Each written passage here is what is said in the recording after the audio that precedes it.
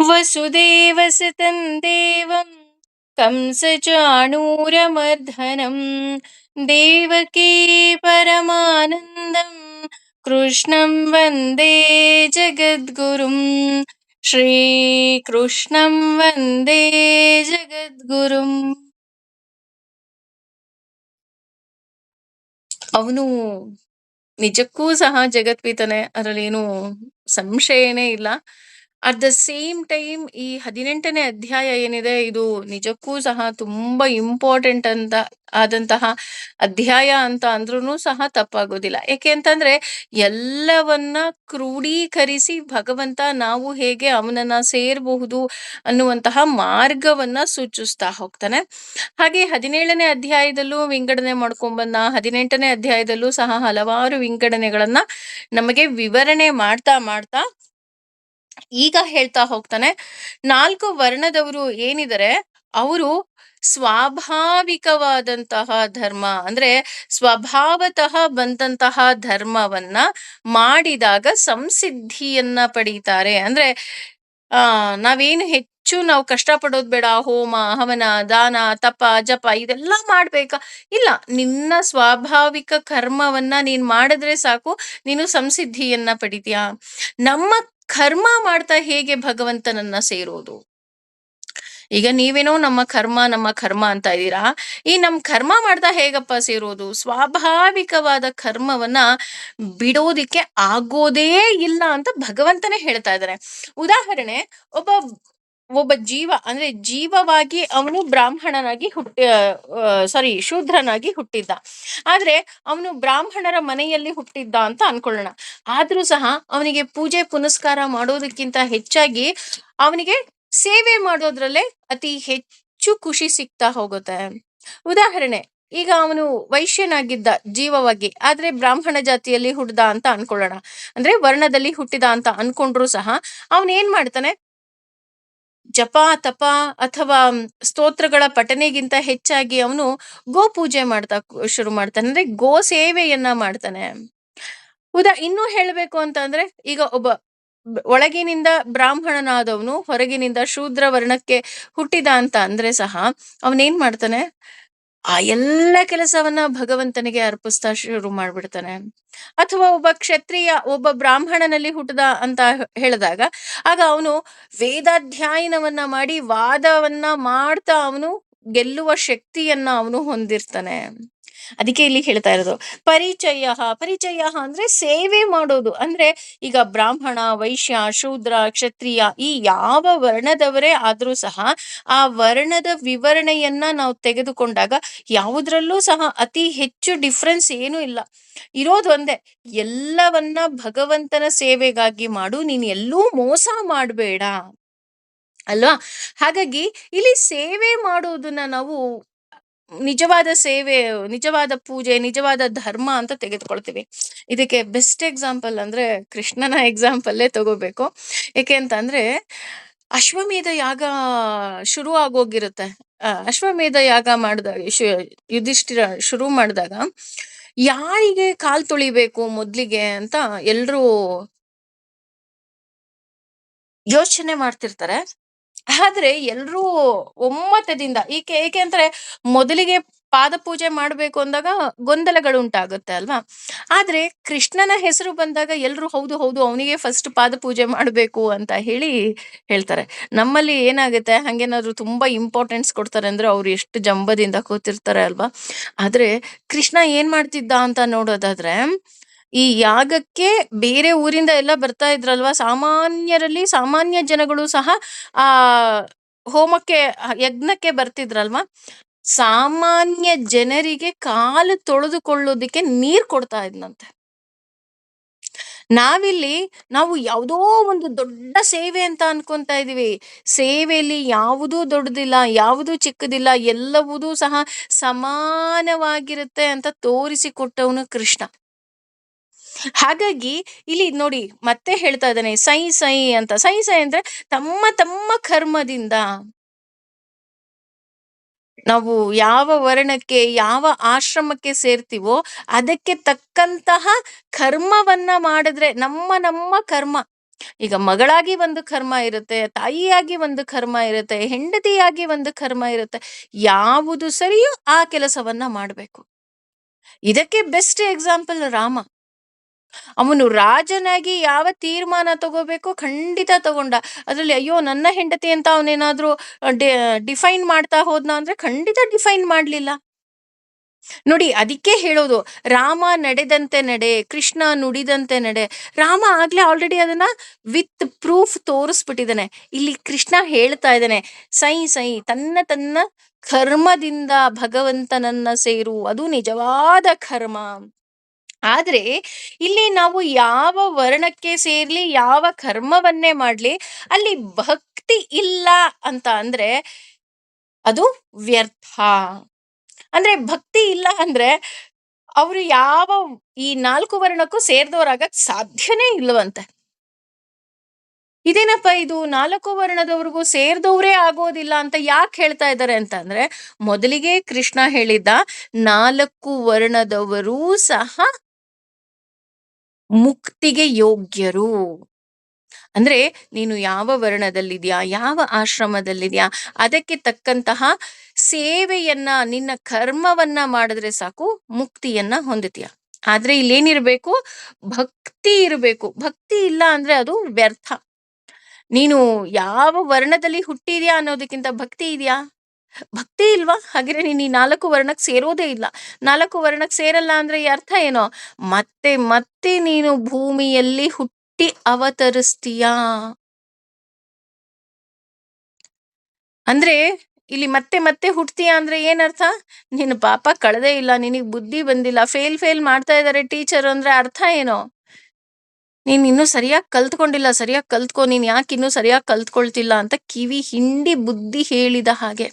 ಹಾಗಾಗಿ ನಾವು ಯಾವ ವರ್ಣದಲ್ಲಿದ್ದೀವಿ, ಯಾವ ಆಶ್ರಮದಲ್ಲಿದ್ದೀವಿ ಅನ್ನೋದಕ್ಕಿಂತ ಹೆಚ್ಚಾಗಿ ನಾವೇನ್ ಮಾಡ್ಬೇಕು? ಸರ್ವಂ ಶ್ರೀ ಕೃಷ್ಣಾರ್ಪಣಮಸ್ತು. ಅದಕ್ಕೆ ಇಲ್ಲಿ ಹೇಳ್ತಾ ಇರೋದು, ಸ್ವಕರ್ಮ ನಿರತ ಸಿದ್ಧಿ ಯಥಾ ವಿಂದತಿ ತಶೃಣು. ತಮ್ಮ ತಮ್ಮ ಕರ್ಮದಲ್ಲಿ ನಿರತವಾಗಿ ಹೇಗೆ ನನ್ನನ್ನ ಸೇರ್ಬಹುದು. ನಿರತ, ನಿರತ ಅಂದ್ರೆ ಏನು? ನೀ ಅಂದ್ರೆ ನಿರಂತರವಾಗಿ ರಥ ಚಲಿಸೋದು. ಅಂದ್ರೆ ನಿನ್ನ ಕರ್ಮವನ್ನ ಹೇಳ್ತೀವಲ್ಲ, ಇವತ್ತು ಮನೆ ಕಸ ಗುಡ್ಸಿ ಒರೆಸ್ಬಿಟ್ಟಿದೀನಿ, ನಾಳೆ ಒರೆಸೋಗಿಲ್ಲ, ಇವತ್ತು ಧೂಳ್ ತೆಗಿದ್ದೀನಿ, ಇನ್ನೊಂದು 2 ವರ್ಷದ ಧೂಳ್ ತೆಗಿಯಂಗಿಲ್ಲ. No, it is not like that. ಪ್ರತಿದಿನ ನೀನ್ ಎದ್ದೇಳ್ಬೇಕು, ದಿನನಿತ್ಯದ ಕರ್ಮಗಳನ್ನ ಮಾಡ್ಬೇಕು. ಹಾಗೂ ದಿನನಿತ್ಯ ಕರ್ಮಾದಿ ಆದ್ಮೇಲೆ ಶೌಚವನ್ನ ಮಾಡ್ಬೇಕು, ಶುಚಿಯಾಗಿರ್ಬೇಕು, ಮನೆಯನ್ನ ಶುಚಿ ಮಾಡ್ಬೇಕು, 3 ಹೊತ್ತು ಅಡಿಗೆ ಮಾಡ್ಬೇಕು, ಭಗವಂತನ ನಾಮಸ್ಮರಣೆ ಮಾಡ್ಬೇಕು. ನನ್ನ ಯಾವ ಕರ್ಮದಿಂದಲೂ ಸಹ ನಾನು ಎಸ್ಕೇಪ್ ಆಗೋ ಹಾಗೆ ಇಲ್ಲ. ಅದಕ್ಕೆ ಇಲ್ಲಿ ಹೇಳ್ತದೆ ನಿರತ, ನಿರಂತರವಾಗಿ ಚಲಿಸುವುದು. ನೀನ್ ಹೇಗ್ ಚಲಿಸ್ತಾ ಇದೀಯಾ ಅದು ನಿನ್ನ ವಯಸ್ಸಿಗೆ, ನಿನ್ನ ಶಕ್ತಿಗೆ ಬಿಟ್ಟಿದ್ದು. ಬಟ್ ನಿರಂತರ. ಪ್ರತಿನಿತ್ಯ ಸ್ನಾನ ಮಾಡ್ತೀವಿ ಅಲ್ವಾ? ಹಾಗಿದ್ಮೇಲೆ ಪ್ರತಿನಿತ್ಯ ಭಗವಂತನ ಸೇವೆ ಯಾಕೆ ಮಾಡಬಾರ್ದು? ಭಗವಂತನ ನಾಮಸ್ಮರಣೆ ಯಾಕೆ ಮಾಡಬಾರ್ದು? ಪ್ರತಿನಿತ್ಯ ಊಟ ಮಾಡ್ತೀವಿ ಅಲ್ವಾ? ಪ್ರತಿನಿತ್ಯ ಏನು ಬೇಡ ಗಾಳಿ ಸೇವಿಸ್ತೀವಿ ಅಲ್ವಾ? ಯಾವಾಗ ನಾವು ಭಗವಂತನಿಗೆ ಆರಾಧನೆ ಮಾಡೋ ಹಾಗಿಲ್ವಪ್ಪ ಅಂತ ಯಾರಾದ್ರೂ ಕೇಳಿದ್ರೆ, ಈಗ ತುಂಬಾ ಜನ ಹೆಣ್ಣು ಮಕ್ಕಳಲ್ಲಿ ಒಂದು ಗೊಂದಲ, ನಾನಿವತ್ತು ಭಗವಂತನ ಸೇವೆ ಮಾಡೋ ಹಾಗಿಲ್ವಾ? ಯಾಕೆ ಅಂದ್ರೆ ನಾನು ಮಡಿಯಲ್ಲಿದ್ದೀನಿ ಅಥವಾ ಇನ್ನೊಂದ್ರಲ್ಲಿದ್ದೀನಿ, ನಾನು ಇವತ್ತು ಭಗವಂತನ ಸೇವೆ ಮಾಡೋ ಹಾಗಿಲ್ವಾ? ಪ್ರಸಾದ ಸೇವಿಸೋ ಹಾಗಿಲ್ವಾ? ಅದಕ್ಕೆ ಉತ್ತರ, ನೀನು ಉಸಿರಾಡ್ತಿದೀಯಾ? ಇವತ್ತು ಉಸಿರಾಡ್ತಾ ಇದೀಯಾ? You are doing your work ಅಲ್ವಾ? ನೀನ್ ಕೆಲಸ ಮಾಡ್ತಾ ಇದೀಯಾ, ಚಟುವಟಿಕೆಯಿಂದ ಇದೀಯಾ, ಏನ್ ಮಾಡ್ತಾ ಇದೀಯಾ? ನೀನ್ ಏನೂ ಮಾಡ್ತಿಲ್ಲ, ಸುಮ್ನೆ ಮೂಲೆಯಲ್ಲಿ ಕುಳಿತುಕೋ ಅಂತ ಅಂದ್ರೂನು ನೀನು ಉಸಿರಾಡ್ತಿದೀಯಾ ಅಲ್ವಾ? ಉಸಿರಾಡ್ತಿದೀಯಾ ಅಂದ್ರೆ ಭಗವಂತನ ನಾಮಸ್ಮರಣೆ ಬಿಡೋ ಹಾಗೇ ಇಲ್ಲ. No excuse. ನೀನು ಆ ದಿನಗಳಲ್ಲೂ ಊಟ ಮಾಡ್ತೀಯಾ ಅಲ್ವಾ? ಆ ದಿನಗಳಲ್ಲೂ ಮಲ್ಕೊಳ್ತೀಯಾ ಅಲ್ವಾ? ಎಲ್ಲಾ ಕೆಲಸ ಮಾಡ್ತೀಯ ಅಲ್ವಾ? ಏನ್ ಮಾಡ್ಲಿಲ್ಲ ಅಂದ್ರೂ ಉಸಿರಾಡ್ತೀಯ ಅಲ್ವಾ? ಹಾಗಿದ್ರೆ ನಾಮಸ್ಮರಣೆ ಮಾಡ್ಬೇಕು. ನಿನ್ನ ಧರ್ಮಕ್ಕೆ ಅಂದ್ರೆ ನಿನ್ನ ವರ್ಣಕ್ಕೆ, ನಿನ್ನ ಆಶ್ರಮಕ್ಕೆ ಯಾವ ಕೆಲಸ ಬಂದಿದೆಯೋ ಅದನ್ನ ನಿರಂತರವಾಗಿ ಮಾಡ್ಬೇಕು. ನಿರಂತರ, ನಿರತ. ಅದಕ್ಕೆ ಇಲ್ಲಿ ಹೇಳ್ತಾ ಇರೋದು. ಯಾಕೆ ಮತ್ತೆ 45ನೇ ಶ್ಲೋಕ ಮತ್ತೆ ಬಂತಪ್ಪ ಅಂತ ಅಂದ್ರೆ, ಇಲ್ಲಿ ತಶೃಣು, ಮತ್ತೆ ಕೇಳು ನೀನು. ಕೇಳು ಅಂದ್ರೆ ಅರ್ಥ ಏನು? It is very important. ಯಾವುದು ಇಂಪಾರ್ಟೆಂಟು? ನನ್ನನ್ನ ಸೇರೋದು ಹೇಗೆ?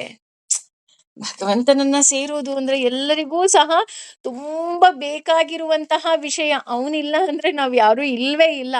ಹಾಗಿದ್ರೆ ಹೇಗೆ ಸೇರೋದಪ್ಪ ಅಂತ ನೋಡೋದಿದ್ರೆ, ಯತಃ ಯಾರಿಂದ, ಪ್ರವೃತ್ತಿ ಉದ್ಭವವೋ, ಭೂತಾನಾಂ ಎಲ್ಲ ಜೀವಿಗಳ, ಏನ ಯಾರಿಂದ, ಸರ್ವಂ ಎಲ್ಲವೂ, ಇದಂ ಇದು, ತಥಂ ವ್ಯಾಪಿಸಿದೆಯೋ, ಸರ್ವ ಸಾರಿ ಸ್ವಕರ್ಮಣ ತನ್ನ ಕರ್ತವ್ಯಗಳಿಂದ, ತಂ ಅವನನ್ನು, ಅಭರ್ಜ್ಯ ಅಂದ್ರೆ ಆರಾಧಿಸುತ್ತಾ, ಸಿದ್ಧಿಂ ಸಿದ್ಧಿಯನ್ನ, ವಿಂದತಿ ಹೊಂದುತ್ತಾನೆ, ಮಾನವಃ ಮನುಷ್ಯನು. ಅಂದ್ರೆ ಒಬ್ಬ ಮಾನವ, ಇಲ್ಲಿ ನೋಡಿ ಪರ್ಟಿಕ್ಯುಲರ್ ಆಗಿ ಅಂಡರ್ಲೈನ್ ಮಾಡಿಟ್ಬಿಟ್ಟಿದ್ದಾನೆ ಭಗವಂತ. ಏನಂತ? ಮಾನವ ಅಂತ. ಮಾನವ ಅಂದ್ರೆ ಏನು? ಮನು ಅನು ಭೇದೇನ, ಅಂದ್ರೆ ಯಾರಿಗೆ ಅರ್ಥ ಆಗುತ್ತೋ ಅವನು ಮಾನವ. ಪ್ರಾಣಿಗಳಿಗೆ ಅರ್ಥ ಆಗುತ್ತಾ? ಇಲ್ಲಪ್ಪ, ನಮ್ಮ ಮನೇಲಿ ನಾವು ಒಂದು ನಾಯಿ ಸಾಕಿದೀವಿ, ಅದಕ್ಕೆ ತುಂಬಾ ಚೆನ್ನಾಗ್ ಅರ್ಥ ಆಗುತ್ತೆ. ಬಾ ಅಂದ್ರೆ ಬರುತ್ತೆ, ಕುತ್ಕೋ ಅಂದ್ರೆ ಕುತ್ಕೊಳ್ಳುತ್ತೆ, ಏನಾದ್ರು ತಗೊಂಬಾ ಅಂದ್ರೆ ತಗೊಂಬರುತ್ತೆ, ಅದಕ್ಕೆಲ್ಲ ಅರ್ಥ ಆಗುತ್ತೆ. ಅದೆಲ್ಲ ಅರ್ಥ ಆಗೋದು ಅಂದ್ರೆ, ಅರ್ಥ ಆಗೋದು ಅಂತ ಅಂದ್ರೆ ಭಗವಂತ ಇದ್ದಾನೆ, ಭಗವಂತನಿಂದಲೇ ನಾನು ಅಂತ ಅದಕ್ಕೆ ಅರ್ಥ ಆಗುತ್ತಾ? ಅರ್ಥ ಆಗೋದಿಲ್ಲ. ಯಾರಿಗೆ ಅರ್ಥ ಆಗುತ್ತೆ? ಒಬ್ಬ ಮಾನವನಿಗೆ ಮಾತ್ರ ಅರ್ಥ ಆಗೋದು, ಮನುಷ್ಯನಿಗೆ ಮಾತ್ರ ಅರ್ಥ ಆಗೋದು. ಮನುಷ್ಯ ಜೀವ ಬಂದಿರೋದೇ ಭಗವಂತನನ್ನ ಸೇರೋದಿಕ್ಕೆ. ನಾವೇನ್ ಅನ್ಕೊಂಡ್ಬಿಟ್ಟಿದೀವಿ? ಮನುಷ್ಯ ಜೀವ ಬಂದಿದೆ, ಹೆಣ್ಣಾಗಿ ಹುಟ್ಟಿದ್ದೀನಿ ಅಥವಾ ಗಂಡಾಗಿ ಹುಟ್ಟಿದ್ದೀನಿ, ನಾನು ಮನೆಯ ಜವಾಬ್ದಾರಿ ತಗೋಬೇಕು, ದೇಶದ ಜವಾಬ್ದಾರಿ ತಗೋಬೇಕು, ಇನ್ಯಾವುದ್ರೋ ಜವಾಬ್ದಾರಿ ತಗೋಬೇಕು, ನನ್ನಿಂದಲೇ ಎಲ್ಲ. ಇಲ್ಲ, ನೀನು ಇಲ್ಲಿ ಮಾನವನಾಗಿ ಯಾಕೆ ಬಂದಿದ್ಯಾ ಅಂದ್ರೆ ನಿನ್ನ ಕರ್ಮವನ್ನ ಮಾಡ್ತಾ. ಹೌದು, ನಿನ್ನ ಮನೆ, ನಿನ್ನ ಮಠ, ನಿನ್ನ ಗಂಡ, ನಿನ್ನ ಹೆಂಡತಿ, ನಿನ್ಗೆ ಏನ್ ಜವಾಬ್ದಾರಿ ಬಂದಿದೆ ಅದ್ ನೀನ್ ತಗೋಬೇಕು. ಅದರ ಜೊತೆ ವೆರಿ ವೆರಿ ಇಂಪಾರ್ಟೆಂಟ್ ಏನು ಅಂದ್ರೆ ಭಗವಂತನನ್ನ ಸೇರೋದು. ಭಗವಂತ, ನಾನ್ ನಿನ್ನನ್ನ ಸೇರ್ತೀನಿ, ಸೇರ್ಬೇಕು. ಇದು ನಮ್ಮ ಜೀವನದ ಮುಖ್ಯ ಗುರಿಯಾಗಿರ್ಬೇಕು. ಆದ್ರೆ ಹೇಗೆ ಸೇರೋದು? ಅವನನ್ನ ಆರಾಧನೆ ಮಾಡ್ತಾ, ಆರಾಧನೆಗಿಂತ ಹೆಚ್ಚಾಗಿ ನನ್ನ ಕರ್ಮವನ್ನ ಮಾಡ್ತಾ. ಯಥಃ ಪ್ರವೃತ್ತಿ ಭೂತಾನಾಂ. ಯಥಃ ಪ್ರವೃತ್ತಿ, ಪ್ರವೃತ್ತಿ ಅಂದ್ರೆ ಚಟುವಟಿಕೆ. ಚಟುವಟಿಕೆ ಅಂದ್ರೆ we have to do something. ಈಗ ನಾನು ಏನೂ ಮಾಡ್ತಿಲ್ಲ ಅಂತ ಅಂದ್ರೂ ಉಸಿರಾಡ್ತಾ ಇದ್ದೀನಿ. ಹಾಗಾಗಿ ಇಲ್ಲಿ ನಾನು ಚಟುವಟಿಕೆಯಿಂದ ಇದ್ದೀನಿ. ಭೂತಾನಾಂ ಎಲ್ಲ ಜೀವಿಗಳ, ಏನ ಸರ್ವವಿಧಂ ತತಂ ಅಂತ ಅಂದ್ರೆ ಯಾರಿಂದ ಈ ಭೂಮಿ, ಈ ಭೂಲೋಕ ಅಥವಾ ನಾನು ನಡೀತಾ ಇದ್ದೀನೋ, ಅಥವಾ ಯಾರಿಂದ ಈ ವಿಶ್ವ ವ್ಯಾಪಿಸಿದೆಯೋ, ಸೊ ನಮಗೆ ಅವನು ಏನೆಲ್ಲ ಕೊಡ್ತಾ ಇದ್ದಾನೋ. ಈಗ ನಾನು ಭಗವಂತನನ್ನ ಆರಾಧನೆ ಮಾಡಬೇಕು, ಭಗವಂತನಿಗೆ ಧನ್ಯವಾದವನ್ನ ಹೇಳಲೇಬೇಕು. This is compulsory, this is must ಅಂತ ಹೇಳ್ತಾರಲ್ಲ, must and should, I have to. ಯಾಕೆ ಅಂತ ಅಂದ್ರೆ ಅವನು ನನಗೆ ಏನನ್ನೋ ಕೊಡ್ಲಿ ಅಂತ ಅಲ್ಲ. ಇವತ್ತು ಒಂದು ಮಕ್ಳಿಗೊಂದು ನಮಸ್ಕಾರ ಮಾಡಿ ಅಂತ ಅಂದ್ರೂ ಸಹ ನಾವ್ ಹೇಳ್ಬೇಕು, ಇವತ್ತು ಎಕ್ಸಾಮ್ ಇದೆಯಪ್ಪ, ಭಗವಂತನಿಗೆ ನಮಸ್ಕಾರ ಮಾಡು, ಎಕ್ಸಾಮ್ ಚೆನ್ನಾಗಾಗ್ಲಿ ಅಲ್ವಾ? ನೋ, ನನಗೆ ಏನೋ ಬೇಕು ಅಂತ ನಾನು ಭಗವಂತನನ್ನ ಆರಾಧನೆ ಮಾಡೋದು 100% ತಪ್ಪು. ಹಾಗಿದ್ರೆ ಯಾಕೆ ಆರಾಧನೆ ಮಾಡಬೇಕು? ಯಾಕೆ ಅಂದ್ರೆ ಅವನು ಎಲ್ಲವನ್ನ ಆಲ್ರೆಡಿ ನನಗಾಗಿ, ನನಗೋಸ್ಕರ ಕೊಟ್ಬಿಟ್ಟಿದ್ದಾನೆ. ಅಂದ್ರೆ ನನಗೇನೇನು ನನ್ನ ಜೀವನದಲ್ಲಿ ಬೇಕೋ ಎಲ್ಲವನ್ನ ಅವನು ಕೊಟ್ಬಿಟ್ಟಿದ್ದಾನೆ. ಅವನಿಂದ ದೊರಕ್ತಾ ಇದೆ ಆಲ್ರೆಡಿ. ಏನೂ, ಈಗ ಕೆಲವ್ರು ಹೇಳೋದುಂಟು, ನನಗೇನ್ರಿ ಕೊಟ್ಟಿದ್ದಾನೆ, ಏನೂ ಕೊಟ್ಟಿಲ್ಲ, ಕಷ್ಟ ಬಿಟ್ರೆ ಇನ್ನೇನೂ ಕೊಟ್ಟೇ ಇಲ್ಲ. ಭಗವಂತನಿಗೆ ಹೇಗೆ ಬೈತಾರೆ ಅಂದ್ರೆ ಬಾಯಿಗೆ ಬಂದ ಹಾಗೆ ಬೈತಾರೆ. ಹೌದು, ಕೋಪ ಬಂದಾಗ ನಮಗೂ ಸಹ ಸಿಕ್ಕೋದು ಪಾಪ ಅವನೊಬ್ನೇ. ಯಾಕೆ ಹೇಳಿ? ಅವನ್ ತಿರುಗ್ಸ್ ಬೈಯಲ್ವಲ್ಲ. ಅದಕ್ಕೆ ನಮಗ್ ಭಗವಂತ ಅಂದ್ರೆ ತುಂಬಾ ಪ್ರೀತಿ, ಬೈಯಕ್ಕೂ ಪ್ರೀತಿ, ಮುತ್ಸಕ್ಕೂ ಪ್ರೀತಿ. ಯಾಕೆ ಅಂದ್ರೆ ಅವನ್ ಏನೂ ಮಾತಾಡಲ್ಲ. ಆದ್ರೆ no, it is not like that. ಭಗವಂತನನ್ನ ನಾವು ಆರಾಧನೆ ಮಾಡ್ಬೇಕು. ಯಾಕೆ ಅಂದ್ರೆ ಅವ್ನು ನಮ್ಗೆ ಆಲ್ರೆಡಿ ಕೊಟ್ಬಿಟ್ಟಿದ್ದಾನೆ. ಏನ್ ಕೊಟ್ಟಿದ್ದಾನೆ? ಈಗ ನಾನ್ ಆಗ್ಲೇ ಹೇಳಿದ್ನಲ್ಲ, ಬೈತೀವಿ ನನಗೆ ಅದು ಕೊಟ್ಟಿಲ್ಲ, ಇದು ಕೊಟ್ಟಿಲ್ಲ, ಹೆಸರು ಕೊಟ್ಟಿಲ್ಲ, ಇನ್ನೊಂದು ಕೊಟ್ಟಿಲ್ಲ, ಮತ್ತೊಂದು ಕೊಟ್ಟಿಲ್ಲ. ಏನು ಕೊಟ್ಟಿಲ್ಲ ಅಂದ್ರೂನು ಸಹ ನಿನಗೆ ಉಸಿರು ಕೊಟ್ಟಿದ್ದಾನಲ್ವಾ? ನಿನಗಾಗಿ ಇವತ್ತು ಬದುಕೋದಿಕ್ಕೆ ಒಂದು ಜೀವನವನ್ನ ಕೊಟ್ಟಿದ್ದಾನೆ. ಒಂದು ಜೀವವಾಗಿ ಅವನಿದಾನಲ್ವಾ? ಇದ್ರ ಅರ್ಥ ಏನು? ನೀನ್ ಏನ್ ಬೇಕೋ ನೀನ್ ಪಡ್ಕೋ. ಒಬ್ಬ ಭಗವಂತನನ್ನ ಕೇಳ್ತಾನಂತೆ, ನಾನು ಆನಂದವಾಗಿರೋದಿಕ್ಕೆ ಏನೆಲ್ಲ ಬೇಕೋ ಎಲ್ಲವನ್ನ ಕೊಡು ಅಂತ. ಅದಕ್ಕೆ ಭಗವಂತ ನಕ್ಬಿಟ್ಟು ಹೇಳ್ತಾನೆ, ನೀನ್ ಆನಂದವಾಗಿರ್ಲಿ ಅಂತಾನೆ ನಿನ್ನ ಜೀವವನ್ನ ಕೊಟ್ಟಿದ್ದೀನಿ, ಜೀವನವನ್ನ ಕೊಟ್ಟಿದ್ದೀನಿ. ನೀನ್ ಅದನ್ನ ಅನುಭವಿಸ್ತಿಲ್ಲ ಅಷ್ಟೇ ಅಂತ. So it is just like this. ಅವನು ನಮಗೆಲ್ಲವನ್ನ ಕೊಟ್ಬಿಟ್ಟಿದ್ದಾನೆ. ಅವನು ದೊರಕ್ತಾ ಇದೆ ನಮ್ಗೆ ಅವನಿಂದ, ಅಲ್ವಾ? ಇವತ್ತು ಒಂದು ಸ್ನೇಹ ಇರ್ಬೋದು, ಒಂದು ಪ್ರೀತಿ ಇರ್ಬೋದು, ಎಲ್ಲವೂ ಸಹ ನಮಗ್ ದೊರಕ್ತಾ ಇದೆ. ಇದಂ ಸರ್ವಂ ಅವನಿಂದ ನಡೀತಾ ಇದೆ. ಅವನಿಲ್ಲ ಅಂದ್ರೆ ಏನೂ ಇಲ್ಲ ಕಣ್ರಿ. ಅವನಿದಾನ, ನಾನಿದ್ದೀನಿ. ಅವನಿದಾನ, ಈ ಪ್ರಪಂಚ ಇದೆ. ಅವನಿದಾನ, ಎಲ್ಲವೂ ಸಹ ಇದೆ. ಇವತ್ತು ನನಗೆ ಏನೆಲ್ಲ ಸಿಕ್ಕಿದೆ ಅದು ಕೇವಲ ಅವನಿಂದ. ಅವನು ನಮಗೆ ಕೊಡ್ತಾ ಇದ್ದಾನೆ ಅನ್ನೋದಕ್ಕಿಂತ ಹೆಚ್ಚಾಗಿ ಅವನು ಆಲ್ರೆಡಿ ಕೊಟ್ಬಿಟ್ಟಿದ್ದಾನೆ. ಏನ್ ಕೊಟ್ಟಿದ್ದಾನೆ? ನಾನಾಗ್ಲೇ ಹೇಳ್ದಲ್ಲ, ಹೆಸರನ್ನು ಕೊಟ್ಟಿದ್ದಾನೆ, ಉಸಿರನ್ನು ಕೊಟ್ಟಿದ್ದಾನೆ, ಪ್ರೀತಿಯನ್ನ ಕೊಟ್ಟಿದ್ದಾನೆ, ನೆಲೆ ಕೊಟ್ಟಿದ್ದಾನೆ, ಸಂಬಂಧ ಕೊಟ್ಟಿದ್ದಾನೆ. ನಮಗಾಗಿ ಅವನೇ ನಮ್ಮಲ್ಲಿ ಬಂದು ಕುತ್ಕೊಂಡ್ಬಿಟ್ಟಿದ್ದಾನೆ. ಇನ್ನೇನ್ ಬೇಕು? ಅವನು ನಮ್ಮಲ್ಲಿ ಬಂದು ಕೂತ್ಕೊಂಡಿದ್ದಾನೆ. ಯಾಕೆ? ಅವನು ನಮ್ಮನ್ನ ತುಂಬಾ ಪ್ರೀತಿಸ್ತಾನೆ. ಅದಕ್ಕೋಸ್ಕರ ಅವನು ನಮ್ಮಲ್ಲಿ ಬಂದು ಕೂತ್ಕೊಂಡಿದ್ದಾನೆ. ನಮ್ಮನ್ ಪ್ರೀತಿಸೋದಿಲ್ಲ ಅಂದಿದ್ರೆ ಅವ್ನು ನಮ್ಮಿಂದ ಹೊರಟೋಗ್ಬಿಡ್ತಿದ್ದ ಅಲ್ವಾ? ಅವನು ನಮ್ಮಲ್ಲಿ ಕೂತಿರೋದ್ರಿಂದಲೇ ಯಾರಿಗೆ ಅಥವಾ ನಮಗೆ ಏನಾದ್ರೂ ಸಹಾಯ ಬೇಕು ಅಂದ್ರೂ ಇನ್ಯಾರ್ದೋ ಮೂಲಕ ನಮಗೆಲ್ಲವನ್ನ ಕೊಡ್ತಾ ಇದ್ದಾನೆ. ಅದು ನಮಗ್ ಕಾಣ್ತಾ ಇಲ್ಲ ಅಷ್ಟೇ.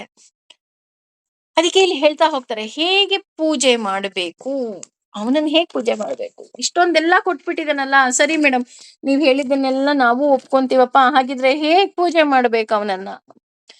ಹೇಗೆ ಪೂಜೆ ಮಾಡ್ಬೇಕಪ್ಪ ಅಂದ್ರೆ, ಸ್ವಕರ್ಮಣ, ನಿನ್ನ ಪಾಲಿನ ಕರ್ತವ್ಯವನ್ನ ಮಾಡೋದೇ ಪೂಜೆ.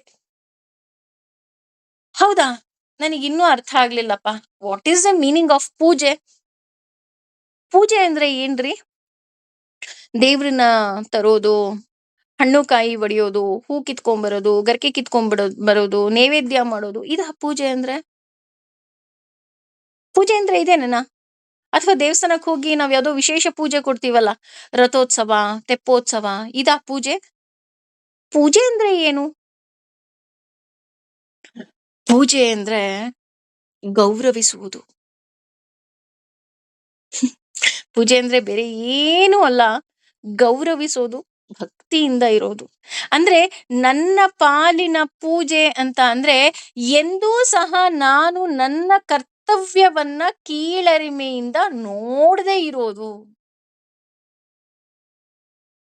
ಇದಕ್ಕೆ ಮತ್ತೆ ನಾನು ಹೆಣ್ಣು ಮಕ್ಕಳನ್ನೇ ಉದಾಹರಣೆಯಾಗಿ ತಗೊಂತೀನಿ. ಎಕ್ಸ್ಪೆಷಲಿ ನಾವು ಒಂದು ಟೈಮಲ್ಲಿ ಎಲ್ರೂ ಸಹ ನಮಿಗೇನ್ ಅನ್ಸುತ್ತೆ ಅಂದ್ರೆ, ಅಯ್ಯೋ ಕೆಲ್ಸಕ್ ಹೋಗೋರೆಲ್ಲಾ ಗ್ರೇಟ್ ಏನೋ, ನಾವು ಮನೇಲಿರೋರೆಲ್ಲ ವೇಸ್ಟ್ ಏನೋ, ಅಥವಾ ನಾನು ಬರೀ ಯಾರ್ದೋ ಸೇವೆ ಮಾಡ್ತಾ ಇದ್ದೀನಿ, ಅಥವಾ ಮನೆ ಕೆಲಸ ಮಾಡ್ತಾ ಇದ್ದೀನಿ, ಮಕ್ಳನ್ನ ನೋಡ್ಕೊಳ್ತಾ ಇದ್ದೀನಿ, ಇಷ್ಟೇ ನನ್ನ ಜೀವನ. ಇಲ್ಲ, ನಮ್ಗ ಕೀಳರಿಮೆ ಇರ್ಲೇಬಾರ್ದು. ಅದಕ್ಕೆ ಇಲ್ಲಿ ಸ್ವಕರ್ಮಣ, ನನ್ನ ಕರ್ಮ, ನನ್ನ ವರ್ಣ, ನನ್ನ ಆಶ್ರಮಕ್ಕೆ, ನನ್ನ ಕರ್ತವ್ಯ, ನನ್ನ ಕೆಲಸ ಏನು ಬಂದಿದೆಯೋ ಅದನ್ನ ಎಂದೂ ಸಹ ನಾನು ಕೀಳರಿಮೆಯಿಂದ ನೋಡ್ಬಾರ್ದು. ಯಾಕೆ? ಇಲ್ಲಿ ಭಗವಂತ ಹೇಳ್ತಿದ್ದಾನೆ, ಸ್ವಕರ್ಮಣ, ನಿನ್ನ ಪಾಲಿನ ಪೂಜೆ ಅಂದ್ರೆ ಏನರ್ಥ? ನನ್ನ ಕರ್ತವ್ಯವನ್ನ ನಾನು ಎಂದೂ ಸಹ ಕೀಳರಿಮೆಯಿಂದ ನೋಡ್ಲೇಬಾರದು. ಇವತ್ ನಾನು ಅಡಿಗೆ ಮಾಡ್ತಾ ಇದ್ದೀನಿ ಅಂದ್ರೆ ಭಗವಂತನಿಗೆ ಖುಷಿಯಾಗಿ ನಾನು ಹೇಳ್ಬೇಕು, ಭಗವಂತ ನೋಡು, ನಾನು ತುಂಬಾ ಚೆನ್ನಾಗಿ ಅಡಿಗೆ ಮಾಡ್ತೀನಿ, ಅದಕ್ಕೆ ಭಗವಂತ ಈ ಕೆಲಸ ಕೊಟ್ಟಿದ್ದಾನೆ. ಅಥವಾ ನಾನು ತುಂಬಾ ಚೆನ್ನಾಗಿ, ಈಗ ಇನ್ನೂ ಹೇಳ್ಬೇಕು ಅಂದ್ರೆ, ಎಕ್ಸ್ಪೆಷಲಿ ಒಂದು ಏಜ್ ಆದ್ಮೇಲೆ ನಾವು ಮಕ್ಳ ಜೊತೆ ಜಗಳ ಕಾಯ್ಬೇಕಾದ್ರೆ ಬೈಯೋದುಂಟು. ನಿನ್ಗೋಸ್ಕರ ನಾನು ಕೆಲ್ಸ ಬಿಟ್ಬಿಟ್ಟೆ, ಯಾಕೆ ಅಂದ್ರೆ ಭಗವಂತನಿಗೆ ಗೊತ್ತಿತ್ತು ನೀನ್ ಆ ಕೆಲಸದಲ್ಲಿ ಹಣವನ್ನ ಸಂಪಾದನೆ ಮಾಡುವುದಕ್ಕಿಂತ ಹೆಚ್ಚಾಗಿ ನೀನು ನಿನ್ನ ಮಗುವನ್ನ ತುಂಬಾ ಸುಂದರವಾಗಿ ಲಾಲನೆ ಪಾಲನೆ ಪೋಷಣೆಯನ್ನ ಮಾಡಿ ಒಂದು ಉತ್ತಮ ವ್ಯಕ್ತಿಯನ್ನಾಗಿ ಆ ಮಗುವನ್ನ ರೂಪಿಸ್ತೀಯಾ ಅಂತ. ಅದಕ್ಕೋಸ್ಕರನೇ ಭಗವಂತ ನನಗೆ ಈ ಕೆಲಸ ಕೊಟ್ಟ. ಎಲ್ರಿಗೂ ಈ ತರ ಅವಕಾಶ ಇದೆಯಾ? ಇಲ್ಲ ರೀ. ಎಲ್ರು ಲಕ್ಷಾಂತರ ರೂಪಾಯಿ ದುಡಿತಾರೆ ವಿನಃ ಅವ್ರನ್ನ ಆ ಮಕ್ಳನ್ನ ಸಾಕೋರು ಯಾರು? ಪಾಪ ದಾದಿಗಳು, ನಾನಿಗಳು ಅಥವಾ ಪ್ಲೇ ಹೋಮ್‌ನವರು ಅಲ್ವಾ? ಇವತ್ತು ನಾವು ನಮ್ಮ ಮಕ್ಕಳನ್ನ ನಾವು ನಮ್ಮ ಕೈಯಾರೆ ಬೆಳೆಸಿದೀವಿ. ಆ ಮಗುನ ಒಂದು ನಾನ್ ಸ್ಕೂಲಿಗೆ ಕರ್ಕೊಂಡು ಹೋಗ್ತೀನಿ. ನಾನ್ ಸ್ಕೂಲಿಂದ ಕರ್ಕೊಂಡ್ ಬರ್ತಾ ಇದ್ದೀನಿ. ನಾನ್ ಅದಕ್ಕೆ ಹೋಮ್ ವರ್ಕ್ ಮಾಡಿಸ್ತಾ ಇದ್ದೀನಿ. ನಾನು ಈ ಕರ್ತವ್ಯವನ್ನೆಲ್ಲ ಮಾಡ್ತಾ ಇದ್ದೀನಿ ಅಂದ್ರೆ ನಾನ್ ಖುಷಿ ಪಡ್ಬೇಕು. ಅಯ್ಯೋ ಭಗವಂತ ನನಗಿಷ್ಟು ದೊಡ್ಡ ಜವಾಬ್ದಾರಿ ಕೊಟ್ಬಿಟ್ಯಾ ನೀನು. ಅಲ್ವಾ? ಒಂದು ಆಫೀಸಿಗೋದ್ರೆ ಆಫೀಸ್‌ನ ಉದ್ಧಾರ ಮಾಡೋ ಕೆಲ್ಸ ಅಫ್‌ಕೋರ್ಸ್ ಸಂಬಳ ಬರುತ್ತೆ. ಇಲ್ಲ ಅಂತ ನಾನ್ ಹೇಳಲ್ಲ. ಆಫೀಸ್‌ನ ಉದ್ಧಾರ ಮಾಡ್ತೀವೇ ವಿನಃ ಮನೆಯಲ್ಲಿ ಪ್ರತಿಯೊಂದಕ್ಕೂ ಕೆಲ್ಸದವ್ರು.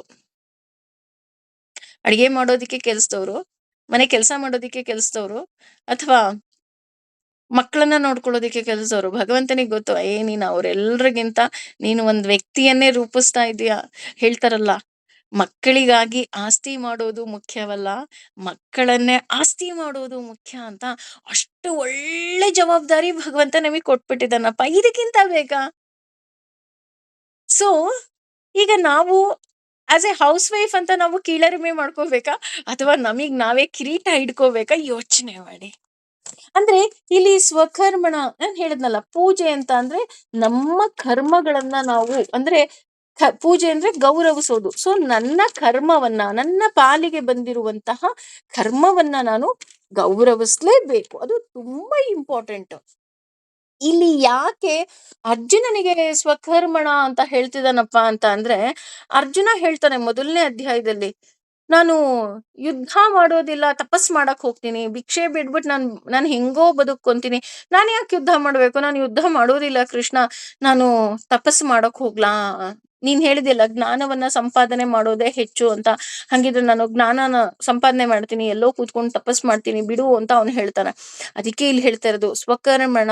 ನಿನ್ನ ಕರ್ಮವನ್ನ, ನೀನು ಯಾವ ವರ್ಣದಲ್ಲಿದ್ಯಾ, ಯಾವ ಆಶ್ರಮದಲ್ಲಿದ್ಯಾ, ನೀನ್ ಅದನ್ನ ಮಾಡ್ಲೇಬೇಕು. ಅಲ್ಲಿಗೆ ಅರ್ಥ ಏನು?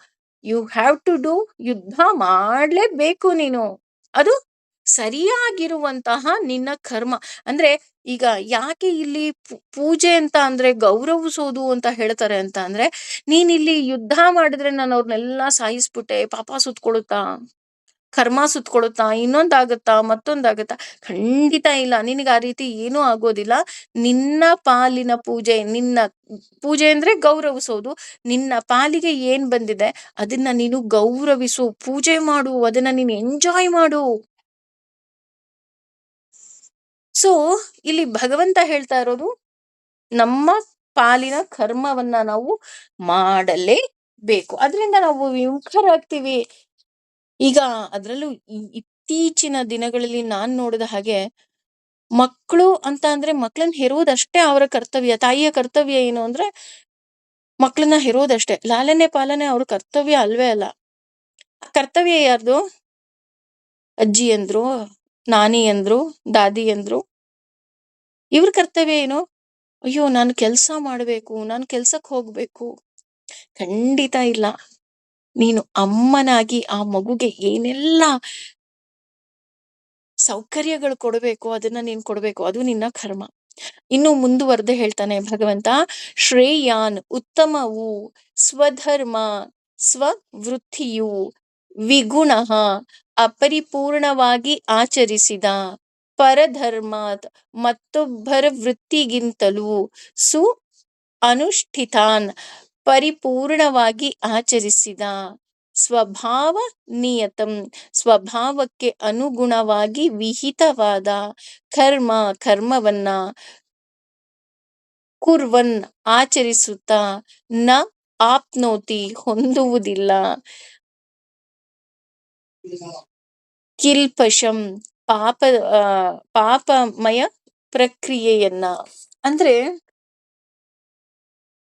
ಶ್ರೇಯಾನ್ ಸ್ವಧರ್ಮ ವಿಗುಣ, ನನ್ನ ಪಾಲಿನ ಧರ್ಮ ವಿಹಿತವಾಗಿರುವುದು. ಅದು ಏನ್ ಮಾಡುತ್ತೆ? ಶ್ರೇಯ ಶ್ರೇಯಃ ಮೊದಲು ನನ್ನನ್ನ ಮೇಲಕ್ಕೆ ಏರ್ಸುತ್ತೆ. ಹೌದು. ನಮಗೆ ಅನ್ನಿಸ್ಬೋದು, ಅಯ್ಯೋ! ನಾನು ಹೌಸ್ ವೈಫಾ? ನಾನ್ ಬರೀ ಅಮ್ಮನಾ? ನಾನ್ ಬರೀ ಹೆಂಡತಿನಾ? ನಾನ್ ಬರೀ ಸೊಸೆನಾ? ಈ ರೀತಿ ಎಲ್ಲ ಅನ್ಸೋದುಂಟು.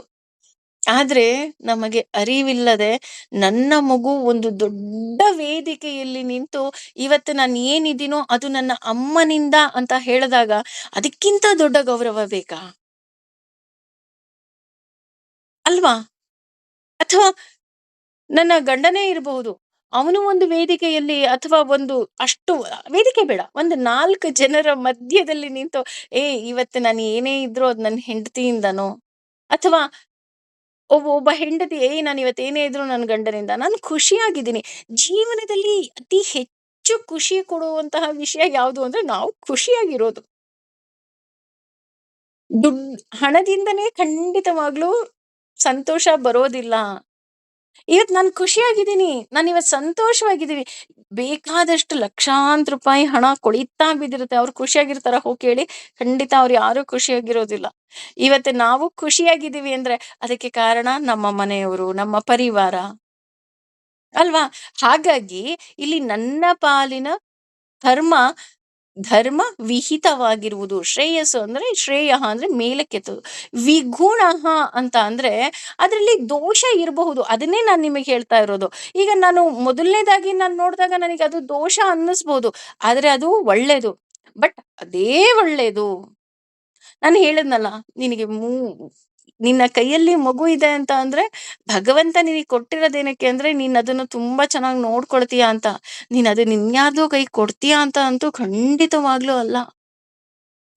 ಅಲ್ವಾ? ಹಾಗಾಗಿ ಪರಧರ್ಮಾತ್ ಸುನುಷ್ಠಿತಾನ್ ಅಂದ್ರೆ ನಾನು ಇನ್ನೊಂದು ಧರ್ಮ, ಅಯ್ಯೋ ನನ್ನ ಧರ್ಮ ಚೆನ್ನಾಗಿಲ್ಲಪ್ಪ, ನಾನು ಇನ್ನೊಂದು ಧರ್ಮವನ್ನ ಪಾಲಿಸ್ತೀನಿ ಅಂದ್ರೆ ಅದಕ್ಕಿಂತ ಮೂರ್ಖತನ ಇನ್ನೊಂದಿರೋದಕ್ಕೆ ಸಾಧ್ಯವೇ ಇಲ್ಲ. ಇಲ್ಲಿ ಒಂದು ಪುಟ್ಟ ಕತೆ ಹೇಳ್ಬೇಕು ಅಂತಂದ್ರೆ, ನಾವು ಮನಸ್ಸಿನಿಂದ ಭಗವಂತನನ್ನ ಆರಾಧಿಸ್ಬೇಕು ಅನ್ನೋದಕ್ಕೆ ಆ ಒಂದು ಊರಿನಲ್ಲಿ ಒಂದು ಮನೆ ಇರುತ್ತೆ. ಎದುರು ಬದ್ರ ಮನೆ ಇರುತ್ತೆ. ಅದ್ರಲ್ಲಿ ಒಂದು ಬ್ರಾಹ್ಮಣರ ಮನೆ. ಆ ಬ್ರಾಹ್ಮಣರ ಮನೆಯಲ್ಲಿ ಪ್ರತಿನಿತ್ಯ ಪೂಜೆ ಪುನಸ್ಕಾರ, ಜಾಗಟೆಯ ಸದ್ದು ಎಲ್ಲವುದು ಕೇಳ್ತಾ ಇರತ್ತೆ. ಆದ್ರೆ ಎದುರುಗಡೆ ಒಬ್ಬ ವೇಶ್ಯೆಯ ಮನೆ ಇರುತ್ತೆ. ವೇಶ್ಯವೃತ್ತಿ ಅದೇನು ಮಾಡೋದಿಕ್ಕಾಗೋದಿಲ್ಲ. ಆಕೆ ಕೈ ಕಟ್ ಹಾಕ್ಬಿಟ್ಟಿರುತ್ತೆ. ಆದ್ರೆ ಆಕೆ ಪ್ರತಿನಿತ್ಯ ಆ ಜಾಗಟೆ ಸದ್ದು ಕೇಳುತ್ತಿದ್ದ ಹಾಗೆ ಅವಳು ಕಣ್ಣು ಮುಚ್ಚಿ ಭಗವಂತನನ್ನ ಆರಾಧನೆ ಮಾಡ್ತಾ ಇದ್ಲು. ಅಯ್ಯೋ ಭಗವಂತ, ನೀನ್ ಇಷ್ಟು ಒಳ್ಳೆ ಜನ್ಮವನ್ನ ಅವ್ರಿಗೆ ಕೊಟ್ಟಿದ್ಯಾ, ನನಗೂ ಮುಂದೆ ಇದೇ ತರ ಜನ್ಮ ಕೊಡು. ನಾನ್ ನಿನ್ನನ್ನ ಆರಾಧನೆ ಮಾಡ್ಬೇಕು, ನಾನ್ ನಿನ್ನನ್ನ ಪೂಜೆ ಮಾಡ್ಬೇಕು. ನನಗೆ ಅವ್ರೆಲ್ಲ ಹೇಗೆ ನಿನ್ನನ್ನ ಮುಟ್ತಾರೆ ಅಂತಹ ಅವಕಾಶ ನನಗ್ ಬೇಕು ಅಂತ ಪ್ರತಿನಿತ್ಯ ಭಗವಂತನನ್ನ ಆರಾಧನೆ ಮಾಡ್ತಾ ಇದ್ಲಂತ. ಒಂದು ದಿನ ಇಬ್ರು ಸ್ವರ್ಗಸ್ಥರಾಗ್ತಾರೆ. ವೈಶ್ಯಗೆ ಸ್ವರ್ಗ ಸಿಕ್ಕುತ್ತೆ, ಬ್ರಾಹ್ಮಣನಿಗೆ ನರಕ ಸಿಕ್ಕುತ್ತೆ. ಆ ಬ್ರಾಹ್ಮಣನಿಗೆ ಡೌಟ್ ಆಗ್ಬಿಡುತ್ತೆ, ಅಲ್ಲ ನೀನು ಅವಳಿಗೆ ಸ್ವರ್ಗ ಕೊಟ್ಬಿಟ್ಟು ನನಗ್ ನರಕ ಕೊಟ್ಟಿದ್ಯಲ್ಲ, ಯಾಕೆ? ಆಗ ಭಗವಂತ ಹೇಳ್ತಾನೆ, ನಿನ್ನ ಮನೆಯ ಜಾಗಟೆ ಶಬ್ದ ಕೇಳಿದಾಗ, ನಿನ್ನ ಮನೆಯ ಕರ್ಪೂರದ ಪರಿಮಳ ಅವರ ಮನೆಗೆ ಬಂದಾಗ, ಅಥವಾ ನಿಮ್ಮ ಮನೆಯ ಪ್ರಸಾದದ ನೈವೇದ್ಯದ ಶಬ್ದ ಅಥವಾ ಪರಿಮಳ ಅವರ ಮನೆಯವರೆಗೂ ಬಂದಾಗ ಅವಳು ಪ್ರತಿನಿತ್ಯ ಅನ್ಕೊಂತಿದ್ಲು, ಅಯ್ಯೋ ಭಗವಂತ, ನೀನ್ ಸೇವೆ ಮಾಡ್ತಾ ಇದ್ದಾರೆ, ನಿನಗ್ ನೈವೇದ್ಯ ಮಾಡ್ತಿದ್ದಾರೆ. ಪ್ರತಿಯೊಂದನ್ನು ಸಹ ಅವಳು ಮನಸ್ಸಿನಿಂದ ಮಾಡ್ತಾ ಇದ್ಲು. ಆದ್ರೆ ನೀನು ಪ್ರತಿ ಸಲ ಪೂಜೆ ಮಾಡ್ಬೇಕಾದ್ರು ಅವ್ರ ಮನೆಗೆ ಯಾರೋ ಬಂದ್ರು, ಅವಳೇನೋ ಮಾಡ್ಬಾರ್ದಿರೋ ಕೆಲಸ ಮಾಡ್ತಿದ್ದಾಳೆ, ಹಾಗೆ ಹೀಗೆ ಅಂತ ಮನಸ್ಸಿನಲ್ಲಿ ನೀನು ಅವಳ ಮನೆಯಲ್ಲಿದ್ದೆ, ಅವಳು ಮನಸ್ಸಿನಿಂದ ನಿನ್ನ ಮನೆಯಲ್ಲಿದ್ಲು ಅಂತ. ಅಂದ್ರೆ ನಾವು ಮಾಡುವ ಕರ್ಮಗಳು ಮನಸ್ಸಿನಿಂದ ಇರಬೇಕು. ಬೇರೆ ಧರ್ಮವನ್ನ ನಾವು ಖಂಡಿತ ಮಾಡಬಾರ್ದು. ಅದಕ್ಕೆ ನೋಡಿ ಎಷ್ಟು ಚೆನ್ನಾಗಿದೆ ಅಂತ ಅಂದ್ರೆ, ನಾವೆಲ್ಲ ಪೂಜೆಯನ್ನ ಮಾಡಿದ್ಮೇಲೆ ಕಾಯೇನ ವಾಚ ಮನಸೇಂದ್ರಿಯೈರ್ವ ಬುದ್ಧ್ಯಾತ್ಮನ ವಾ ಪ್ರಕೃತಿ ಸ್ವಭಾವಾತ್ ಕರೋಮಿ ಯದ್ಯತ್ ಸಕಲಂ ಪರಸ್ಮೈ ನಾರಾಯಣಾಯೇತಿ ಸಮರ್ಪಯಾಮಿ. ಕಾಯೇನ ವಾಚ ಮನಸೇಂದ್ರಿಯೈರ್ವ ಬುದ್ಧ್ಯಾತ್ಮನ ವಾ ಪ್ರಕೃತೇ ಸ್ವಭಾವ. ಪ್ರಕೃತಿ ತಮೋಗುಣ, ರಜೋಗುಣ, ಸಾತ್ವಿಕ ಗುಣ ನನಗೆ ಯಾವ್ದಿದೆಯೋ ಗೊತ್ತಿಲ್ಲ. ನನ್ನ ಕಾಯ ವಾಚ ಮನಸ, ನನ್ನ ಮನಸ್ಸು ಇನ್ನೆಲ್ಲೆಲ್ಲೋ ಹೋಗ್ಬಿಟ್ಟಿತ್ತೋ ನನಗೆ ಗೊತ್ತಿಲ್ಲ. ಆದಷ್ಟು ನಾನು ಎಳ್ಕೊಂಡ್ ಬಂದೆ. ಎಲ್ಲವನ್ನ ನಾನು ಸಮರ್ಪಣೆ ನಿನಗೆ ಮಾಡ್ತಾ ಇದ್ದೀನಿ. ನನಗ್ ಗೊತ್ತಿಲ್ಲ, ಇವತ್ ನನ್ ಮನ್ಸೆಲ್ಲಾದ್ರೂ ಹೋದ್ರು ಅದಕ್ ನೀನೇ ಕಾರಣ. ನಿನ್ ಕೆಲ್ಸ ತಾನೇ ನನ್ ಮನ್ಸನ್ ಕರ್ಕೊಂಡ್ ಬರ್ಬೇಕಾಗಿದ್ದು. ನೀನ್ ಯಾಕೆ ಕರ್ಕೊಂಡ್ ಬಂದಿಲ್ಲ? ಅವನ್ ಜೊತೆ ಜಗಳ ಕಾಯೋಣ ನಾವು. ಹೀಗೆ ನಾವು ಪ್ರತಿಯೊಂದನ್ನ ಭಗವಂತನಿಗೆ ಸಮರ್ಪಿಸ್ಬೇಕೇ ವಿನಃ ನನ್ನ ಧರ್ಮ ಸರಿ ಇಲ್ಲ ಅಂತ ನಾನು ಇನ್ಯಾವುದೋ ಧರ್ಮವನ್ನ ನಾನು ಅನುಸಾರ ಮಾಡಬಾರ್ದು. ಯಾಕೆ ಇದನ್ನ ಭಗವಂತ ಅರ್ಜುನನಿಗೆ ಹೇಳ್ತಾ ಇದ್ದಾನಪ್ಪ ಅಂತ ಅಂದ್ರೆ, ಈಗ ಒಂದು ಹಾವಿರುತ್ತೆ. ಆ ಹಾವಿಗೆ ನಾವೆಲ್ರೂ ಹೆದರ್ಕೊಳ್ತೀವಲ್ವಾ? ಸಾಮಾನ್ಯ ಹಾವು ಅಂದ್ರೆ ಎಲ್ರೂ ಹೆದರ್ತೀವಿ. ಯಾಕೆ ಹೆದರ್ತೀವಿ? ಅಯ್ಯೋ, ಹಾವಲ್ಲಿ ವಿಷ ಇದೆ ಕಣ್ರಿ, ಏನಾದ್ರೂ ನೀವ್ ಅಪ್ಪಿ ತಪ್ಪಿ ಮುಟ್ಟಿ ಅದೇನಾದ್ರು ಕಚ್ಬಿಟ್ರೆ ಅಷ್ಟೇ ಹರೋಹರ, ಅದ್ರ ಪಾಡಿಗದು ದೂರ ಇದ್ರೇನೆ ಒಳ್ಳೇದು ಅಂತ ಹಾವು ಕಂಡ್ರೆ 100 ಮೈಲಿ ದೂರ ಹಾರ್ ಹೋಗ್ತೀವಿ ನಾವು. ರೈಟ್? ಅದೇ ತರ ಇಲ್ಲಿ ಅರ್ಜುನ ಅಂದ್ರು ಅಷ್ಟೇ, ಶತ್ರುಗಳೆಲ್ಲ ಹೆದರಿ ನಡುಕ್ತಾರೆ. ಎಷ್ಟೋ ಜನ ಕ್ಷತ್ರಿಯರು ಯುದ್ಧ ಮಾಡೋದಿಕ್ಕೆ ಬರೋದಿಲ್ಲ. ಯಾಕೆಂದ್ರೆ ಅಪೋಸಿಟ್ ಪಾರ್ಟಿನಲ್ಲಿ ಅರ್ಜುನ ಇದ್ದಾನಪ್ಪ, ಅವನು ಒಂದು ಬಾಣ ಬಿಟ್ಟ ಅಂದ್ರೆ ಸಾಕು, ಅದು ಸಾವಿರಾರು ಬಾಣಗಳಾಗಿ ಒಂದೇ ಸಲ 1000 ಜನರನ್ನ ಧ್ವಂಸ ಮಾಡ್ಬಿಡತ್ತೆ. ನನಗ್ ಯಾಕೆ ಬೇಕು ಅಂತ ಹೆದರ್ಕೊಳ್ತಾರೆ. ಹಾಗಿರ್ಬೇಕಾದ್ರೆ ನೀನು ನಾನು ಯುದ್ಧ ಮಾಡಲ್ಲ, ನಾನು ಬ್ರಾಹ್ಮಣನ ಹಾಗೆ ಕೂತ್ಕೊಂಡು ನಾನು ತಪಸ್ಸು ಮಾಡ್ತೀನಿ ಅಂತ ಅಂದ್ರೆ ಅರ್ಥ ಇದೆಯಾ ನಿನಗೆ? ಅರ್ಥ ಆಗ್ತಿದ್ಯಾ ನಾನು ಏನ್ ಹೇಳ್ತಾ ಇದ್ದೀನಿ ಅಂತ? ಅಂದ್ರೆ ಇಲ್ಲಿ ಭಗವಂತ ನೀನು ಯುದ್ಧ ಮಾಡು ಅನ್ನೋದಕ್ಕಿಂತಲೂ ಹೆಚ್ಚಾಗಿ ಯಾಕೆ ನೀನು ಯುದ್ಧ ಮಾಡಬೇಕು ಅಂತ ಅವನ ತಲೆಯಲ್ಲಿ ತುಂಬುತ್ತಾ ಇದ್ದಾನೆ. ಹಾಗೇನೆ ಇಲ್ಲಿ ಹೇಳ್ತಾ ಹೋಗ್ತಾನೆ, ಸ್ವಭಾವನಿಯತಂ ಕರ್ಮ, ಸ್ವಾಭಾವಿಕವಾಗಿ ನಿನ್ನ ಕರ್ಮ ಏನಿದೆ, ಸ್ವಾಭಾವಿಕ ಕರ್ಮವನ್ನ ನೀನು ಮಾಡ್ಲೇಬೇಕು. ಕಿಲ್ಮಿಷಂ ಕುರ್ವನ್ನಾಪಿ ಅಂದ್ರೆ ನೀನು ನಿನ್ನ ಸ್ವಭಾವಕ್ಕೆ ಯಾವ ಕರ್ಮ ಬಂದಿದೆ ಆ ಕರ್ಮವನ್ನ ನೀನು ಮಾಡಿದಾಗ ನಿನಗೆ ಪಾಪ ಬರೋದಿಲ್ಲ. ನಾನೀಗ ನೀನು ಯುದ್ಧ ಮಾಡ್ಬಿಡ್ತೀಯಾ, ಯುದ್ಧ ಮಾಡಿದ್ರೆ ಅಷ್ಟು ಜನ ಸತ್ತೋಗ್ಬಿಡ್ತಾರೆ, ಇಷ್ಟು ಜನ ಸತ್ತೋಗ್ಬಿಡ್ತಾರೆ, ನಾನ್ ನರಕಕ್ಕೆ ಹೋಗ್ತೀನಾ, ಅಥವಾ ಅವ್ರ ಮನೆಗೆ ಈ ತರ ಪ್ರಾಬ್ಲಮ್ ಆಗುತ್ತೆ. ಅವ್ನು ಮೊದಲನೇ ಅಧ್ಯಾಯದಲ್ಲೆಲ್ಲ ಹೇಳ್ಬಿಟ್ಟಿದಾನಲ್ಲ, ನೋಡು ಹೀಗೀಗೆಲ್ಲ ಆಗ್ತಿದೆ ಅಂತ. ನಿನಗೆ ಹಾಗೇನೂ ಆಗೋದಿಲ್ಲ. Don't very about all those things. ನೀನ್ ಅದ್ರ ಬಗ್ಗೆ ಎಲ್ಲ ಖಂಡಿತ ನೀನು ಯೋಚನೆಯನ್ನ ಮಾಡಬೇಡ. ಯಾಕೆ ಯೋಚನೆಯನ್ನ ಮಾಡಬೇಡ ಅಂತ ಅಂದ್ರೆ, ನೀನು ಸ್ವಾಭಾವಿಕವಾಗಿ ನಿನ್ನ ಕರ್ಮ ಏನು ಬಂದಿದೆ ಆ ಕರ್ಮ ಮಾಡಿದ್ರೆ ನಿನ್ಗೆ ಪಾಪ ಬರೋದಿಲ್ಲ. ಅದಕ್ಕಿಂತ ಹೆಚ್ಚಾಗಿ ನಾವ್ ಹೇಳಿದ್ವಲ್ಲ, ಎಲ್ಲವನ್ನ ಮಾಡಿದ ನಂತರ ಒಂದೇ ಸ್ಟ್ಯಾಂಡರ್ಡ್ ಡೈಲಾಗ್ ಯಾವುದು? ಸರ್ವಂ ಶ್ರೀ ಕೃಷ್ಣಾರ್ಪಣಮಸ್ತು. ಭಗವಂತ ನನಗೇನು ಬೇಡ, ಇದ್ರ ಪಾಪನೂ ಬೇಡ, ಪುಣ್ಯನೂ ಬೇಡ. ಏಕೆಂದ್ರೆ ಬರೀ ಪಾಪ ಬೇಡ ಅಂದ್ರೆ ತಪ್ಪಾಗತ್ತೆ. ಈಗ ಯಾರಾದ್ರೂ ಒಬ್ರು ನನಗೆ ಬೈಬಾರ್ದಪ್ಪ ಅಂತ ಅಂದ್ರೆ ಅವ್ರು ನನಗ್ ಹೊಗಳೋದೂ ಬೇಡ, ನನಗ್ ಬೈಯೋದೂ ಬೇಡ, ತಟಸ್ಥವಾಗಿದ್ರೆ ಸಾಕಪ್ಪ ಅಂತ ಹೇಳ್ತೀವಲ್ಲ, ಆ ರೀತಿ ನನಗೆ ಕರ್ಮನೂ ಬೇಡ, ಪಾಪನೂ ಬೇಡ, ಪುಣ್ಯನೂ ಬೇಡ, ನನಗೇನೂ ಬೇಡ. ನನ್ನ ವರ್ಣಾಶ್ರಮಕ್ಕೆ ಏನ್ ಬಂದಿದ್ಯಾ ಆ ಕೆಲಸ ಮಾಡ್ತಾ ಇದ್ದೀನಿ. ಕೆಲಸ ಮಾಡಿ ಕಾಯ ವಾಚ ಮನಸ ಬುದ್ಧ್ಯಾತ್ಮನಾವ, ಬುದ್ಧಿಯಿಂದ, ಪ್ರಕೃತಿ ಸ್ವಭಾವ ಪ್ರಾಕೃತಿಕವಾಗಿ ಎಲ್ಲವೂ ನಾನು ನಿನಗ್ ಕೊಡ್ತಾ ಇದ್ದೀನಿ. ನಿನಗೆ ಸೇರಿದ್ದಪ್ಪ, ನನ್ಗೇನು ಸೇರಿಲ್ಲ. ಸರ್ವಂ ಶ್ರೀ ಕೃಷ್ಣಾರ್ಪಣ ಮಸ್ತು ಅಂತ ಹೇಳಿ ನಾನು ಒಂದು ಉದ್ಧರಣೆ ನೀರ್ ಬಿಡ್ತಾ ಇದ್ದೀನಿ ಅಂತಂದ್ರೆ ಮನಸ್ಪೂರ್ವಕವಾಗಿ ಭಗವಂತ ನನ್ನ ಮನಸ್ಸನ್ನ ನಿನ್ನ ಕಾಲಡಿ ಇಡ್ತಾ ಇದ್ದೀನಿ ಕಣಪ್ಪ ಅಂತ ಅರ್ಥ. ಈ ರೀತಿ ಭಗವಂತನನ್ನ ಸಂಪೂರ್ಣವಾಗಿ ನಾವು ಶರಣಾಗ್ಬೇಕು. ಇದು ಮುಂದುವರೆದು ಹೇಳ್ತಾ ಹೋಗ್ತಾನೆ ಭಗವಂತ,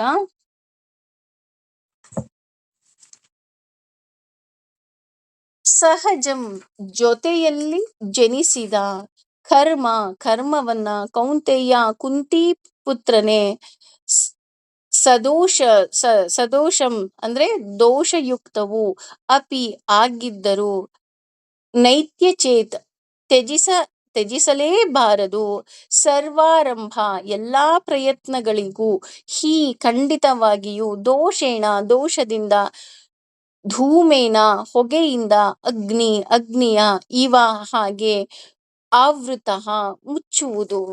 ಅಂದ್ರೆ ಇಲ್ಲಿ ಕೌಂಟೇಯ ಅಂತ ಯಾಕೆ ಹೇಳ್ತಿದ್ದಾನೆ ಅಂತ ಅಂದ್ರೆ, ಇದಕ್ಕೆ ಒಂದು ಸುಂದರವಾದ ಕತೆ ಭಗವಂತನೇ ಹೇಳ್ತಾನೆ. ಯಾಕೆ ಅಂತ ಅಂದ್ರೆ, ಅವನು ಇಬ್ಬರನ್ನ ಸಂಧಾನ ಮಾಡೋದಿಕ್ಕೆ ಹೋಗ್ತಾನೆ. ಸಂಧಾನ ಮಾಡೋದಿಕ್ ಹೋದಾಗ ಅವರು ಸಂಧಾನ ಆಗೋದಿಲ್ಲ, ನಮಿಗ್ ಗೊತ್ತಿರೋ ಹಾಗೆ. ಆಗ ಧರ್ಮರಾಯನಿಗೆ ಈ ವಿಷಯ ಹೇಳ್ಬೇಕು ಅಂತ ಕೃಷ್ಣ ಹೋಗ್ತಾ ಇರ್ತಾನೆ. ಆ ಕೃಷ್ಣ ಹೋಗ್ಬೇಕಾದ್ರೆ ಕುಂತಿ ಕರೆದ್ಬಿಟ್ಟು ಹೇಳ್ತಾಳೆ, ನೋಡು ನೀನು ಇದನ್ನ ಧರ್ಮರಾಯನಿಗೆ ಹೇಳು. ಒಬ್ಳು ಮಹಾರಾಣಿ ಇರ್ತಾಳೆ, ಅಂದ್ರೆ ರಾಜಮಾತೆ ಇರ್ತಾಳೆ. ಅವಳು ಅವನ ಮಗನನ್ನ ತುಂಬಾ ಪ್ರೀತಿಯಿಂದ ಬೆಳೆಸ್ತಾ ಇರ್ತಾಳೆ. ಅಷ್ಟೇ ಅಲ್ಲ, ಆ ಮಗುನೇ ಅವಳಿಗೆ ಪ್ರಪಂಚ ಆಗ್ಬಿಟ್ಟಿರುತ್ತೆ, ಅಷ್ಟು ಪ್ರೀತಿಯಿಂದ ಸಾಕಿರ್ತಾಳೆ. ಸಾಕಿದಾಗ ರಾಜ ತನ್ನ ಕೊನೆ ಉಸಿರು ಎಳೆದ್ ಬಿಡ್ತಾನೆ. ಹಾಗಾಗಿ ಆ ಪುಟ್ಟ ಬಾಲಕನೇ ಮಹಾರಾಜನಾಗಿ ಕೂತ್ಕೊಂತಾನೆ. ಒಂದು ಸಲ ಆ ಪುಟ್ಟ ಬಾಲಕನಿಗೆ ಯುದ್ಧ ಮಾಡುವಂತಹ ಸಂದರ್ಭ ಬರುತ್ತೆ. ಆ ಬಾಲಕನೂ ಸಹ ಯುದ್ಧಕ್ಕೆ ಸಿದ್ಧವಾಗಿರ್ತಾನೆ. ಅಂದ್ರೆ ಗುರುಗಳಿಂದ ಅವನು ಎಲ್ಲವನ್ನ ತರಬೇತಿಯನ್ನ ತಗೊಂಡಿರ್ತಾನೆ. ಅವನಿಗೆ ತುಂಬಾ ಖುಷಿ ಇರುತ್ತೆ. ಅವನು ಯಾವತ್ತೂ ಆ ಅರಮನೆಯಿಂದ ಅವನು ಹೊರಗಡೆ ಹೋಗೇ ಇರೋದಿಲ್ಲ. ಯುದ್ಧಕ್ಕೆ ಹೋಗ್ತಾನೆ. ಯುದ್ಧಕ್ಕೆ ಹೋಗಿದ ತಕ್ಷಣ ಆ ರಣರಂಗವನ್ನ ನೋಡಿದಾಗ, ಅಷ್ಟೊಂದು ಜನರನ್ನ ನೋಡಿದಾಗ, ಸೈನಿಕರನ್ನ ನೋಡಿದಾಗ ಅವನಿಗೆ ತುಂಬಾ ಭಯ ಆಗೋಗುತ್ತೆ. ಭಯ ಆದ ತಕ್ಷಣ ಯುದ್ಧ ಮಾಡೋದಿಲ್ಲ, ಓಡಿ ವಾಪಸ್ ಬರ್ತಾನೆ ತನ್ನ ಕೋಟೆಯಲ್ಲಿ. ನಾನು ಸುರಕ್ಷಿತವಾಗಿ ಒಳಗಡೆ ಹೋಗ್ಬಿಡ್ತೀನಿ ಅಂತ. ಆದ್ರೆ ರಾಣಿ ಅವಳು ಓಡಿ ಬರೋದನ್ನ ಮೇಲಿನಿಂದ ನೋಡಿದ ತಕ್ಷಣ ಕೋಟೆ ಬಾಗ್ಲು ಹಾಕಿ ಅಂತ ಹೇಳ್ತಾಳೆ. ಬಾಗ್ಲು ಹಾಕ್ತಾಳೆ, ಹಾಕಿಸ್ಬಿಡ್ತಾಳೆ. ಇವನು ಈ ಕಡೆಯಿಂದ ಅಯ್ಯೋ ನಾನು ಮಹಾರಾಜ, ಬಾಗ್ಲು ತೆಗಿರಿ, ಬಾಗ್ಲು ತೆಗಿರಿ, ಬಾಗ್ಲು ತೆಗಿರಿ ಅಂತ ಬಡೀತಾನೆ ಇರ್ತಾನೆ. ಆದ್ರೆ ರಾಣಿ ಮೇಲಿಂದ ಹೇಳ್ತಾಳೆ, ಯಾವುದೇ ಕಾರಣಕ್ಕೂ ಬಾಗ್ಲು ತೆಗಿಬೇಡಿ, ಅವನು ನನ್ನ ಮಗನೇ ಅಲ್ಲ ಅಂತ ಹೇಳ್ಬಿಡ್ತಾಳೆ. ಇವನಿಗೆ ತುಂಬಾ ರೋಷ, ದ್ವೇಷ ಎಲ್ಲ ಬಂದ್ಬಿಡುತ್ತೆ. ಇದೆಂತದಪ್ಪ, ಇದು ತಾಯಿ ಬಾಯಿಂದ ಬರೋ ಅಂತದ್ದ, ತಾಯಿ ಬಾಯಿಂದ ಬರೋ ಮಾತೆ ಅಲ್ಲ ಇದು. ಇಂಥ ತಾಯಿಗೆ ಮಗನಾಗಿ ಹುಟ್ಟೋದಕ್ಕಿಂತ ಹೋಗ್ಲಿ ಬಿಡು, ನಾನು ಯುದ್ಧ ಮಾಡಿ ಸತ್ತೋಗ್ಬಿಡ್ತೀನಿ ಅಂತ ಅನ್ಬಿಟ್ಟು ಅದೇ ದ್ವೇಷದಿಂದ ಹೋಗ್ತಾನೆ. ದ್ವೇಷದಿಂದ ಹೋಗಿ ಯುದ್ಧ ಮಾಡ್ತಾನೆ.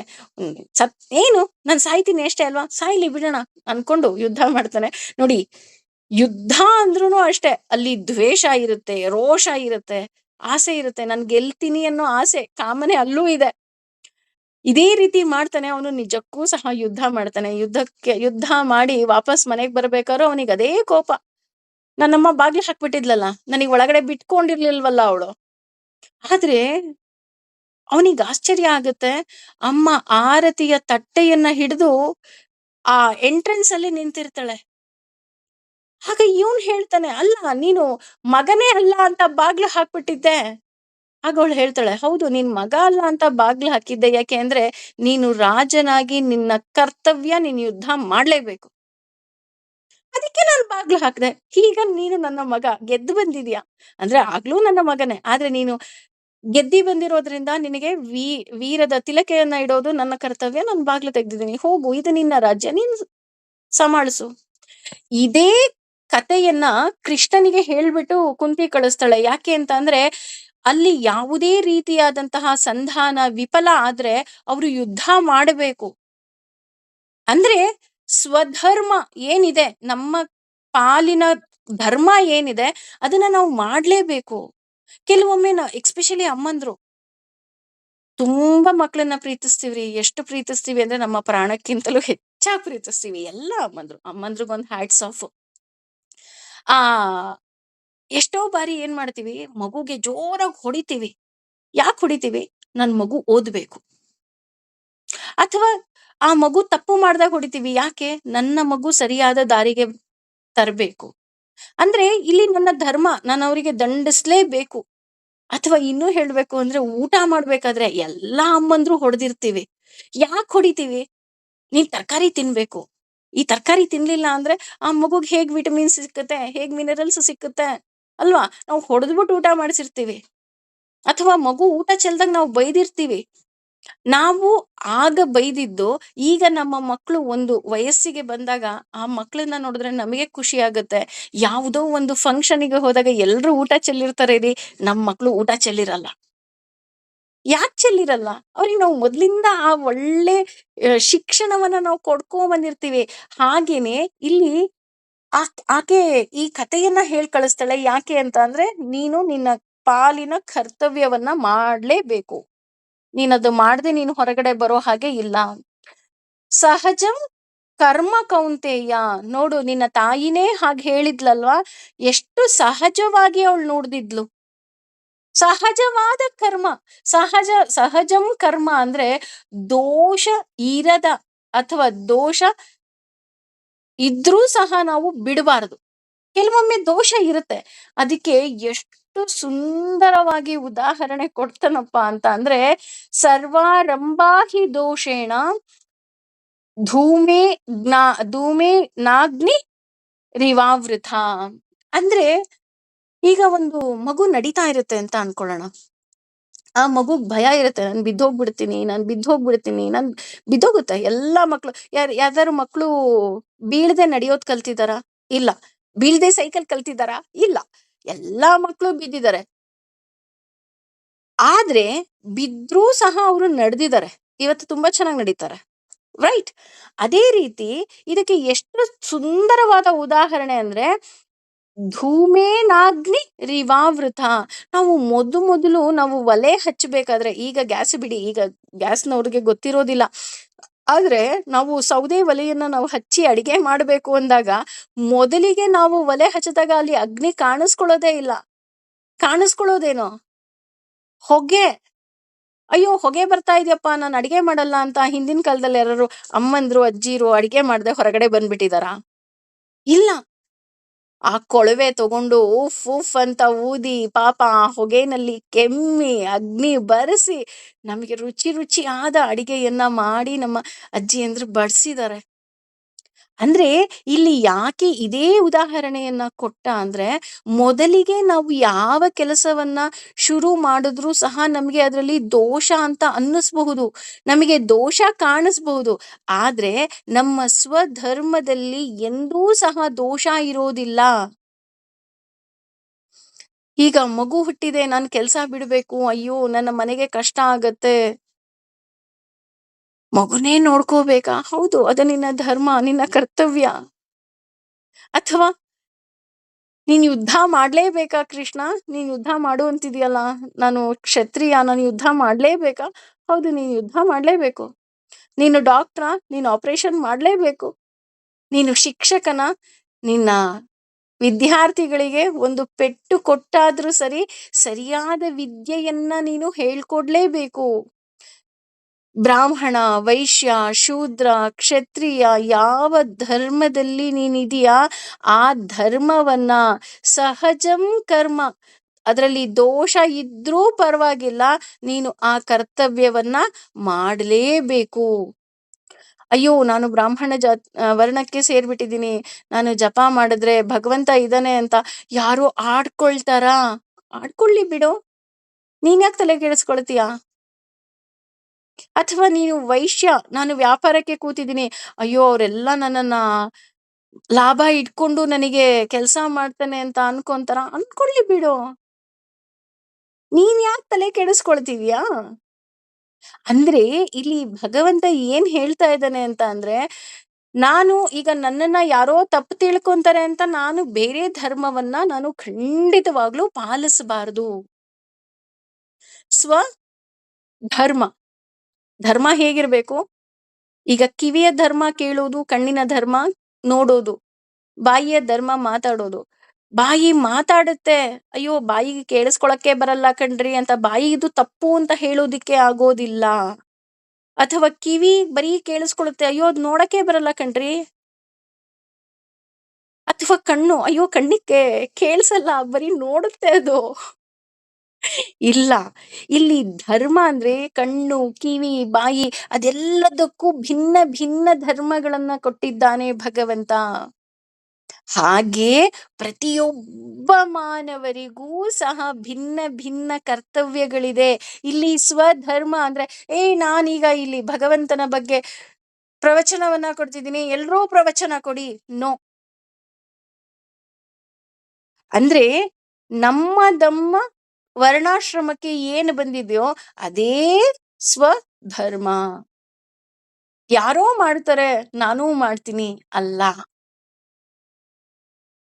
ಯಾಕೆ ಇದನ್ನ ಕೃಷ್ಣ ಇಷ್ಟೊಂದು ಒತ್ತಿ ಹೇಳ್ತಿದ್ದಾನೆ ಅಂತ ಅಂದ್ರೆ, ಧರ್ಮ ಅನ್ನೋದು ಪ್ರತಿಯೊಬ್ಬ ವ್ಯಕ್ತಿಯಿಂದ ವ್ಯಕ್ತಿಗೆ ಬದಲಾಗ್ತಾ ಹೋಗತ್ತೆ. ನಿನ್ನ ಮನೆ, ನಿನ್ನ ಪರಿಸ್ಥಿತಿ, ನಿನ್ನ ಪರಿಸರ ಹೇಗಿದೆ, ಅದಕ್ಕೆ ನೀನು ಕೆಲವು ಡಿಸಿಷನ್ಸ್ ನ ತಗೊಂಡಿದ್ಯಾ, ಅದು ಸರಿ. ಬೇರೆಯವರು ನಾವು ನಮಗೆ ತಕ್ಕ ಹಾಗೆ ತಗೊಂಡಿದೀವಿ, ಅದು ಸರಿ. ನಾನು ಇದು ತಗೊಂಡಿದ್ದೀನಿ, ನೀವು ತಗೊಂಡ್ಬಿಡಿ. ನೋ, ನಾನ್ ತಗೊಂಡಿದೀವಿ ನೀನು ತಗೋ ಅಂತ ಅಂತ ಅಂದ್ರೆ ಅದ್ರ ಅರ್ಥ, ನಿನ್ನೆ ಕತೆ ಕೇಳಿದ್ಲವಲ್ಲ, ಆ ಮಂಗ ಮೀನಿನಿಂದ ಮೀನನ್ನ ತೆಗೆದು ದಡಕ್ಕೆ ಹಾಕಿದ ಕತೆ ಆಗುತ್ತೆ. ನಿನ್ನೆ ಕಥೆನೂ ಅಷ್ಟೇ, ಇವತ್ತಿನ ಪಾಠವೂ ಅಷ್ಟೇ ಒಂದೇ. ನಿಮ್ಮ ಧರ್ಮ ಏನಿದೆ ಅದನ್ನ ಪಾಲಿಸಿ. ಸ್ವಧರ್ಮ. ಇಲ್ಲಿ ನಾವು ಜಾತಿ ಬಗ್ಗೆ ಮಾತಾಡ್ತಿಲ್ಲ, ಧರ್ಮದ ಬಗ್ಗೆ ಮಾತಾಡ್ತಾ ಇದೀವಿ. ಅದನ್ನ ನಾವು ಮನದಟ್ಟು ಮಾಡ್ಕೋಬೇಕಾಗತ್ತೆ. ಹಾಗಾಗಿ ಇಲ್ಲಿ ಕೆಲವೊಮ್ಮೆ ಮೊದಲಿಗೆ ದೋಷ ಅಂತ ಬಂದ್ರೂ ಸಹ ಅರ್ಜುನ, ಅದು ದೋಷ ಇರೋದಿಲ್ಲ. ಅದು ಸರಿಯಾಗಿ ನಾವು ನಡೆಸ್ಕೊಂಡು ಹೋದಾಗ, ನಾನು ಹೇಳದ್ನಲ್ಲ, ಹೊಗೆ ಆವೃತ ಆಗಿರುತ್ತೆ. ಆದ್ರೆ ಅಮ್ಮ ಮತ್ತೆ ಆ ಹೊಗೆಯನ್ನ ಹೋಗಿಸಿ ಹೇಗೆ ಅಗ್ನಿಯನ್ನ ದಹಿಸುವಂತೆ ಮಾಡಿ ಅಡಿಗೆಯನ್ನ ಮಾಡ್ತಾಳೆ, ಹಾಗೆ ಆಗುತ್ತೆ.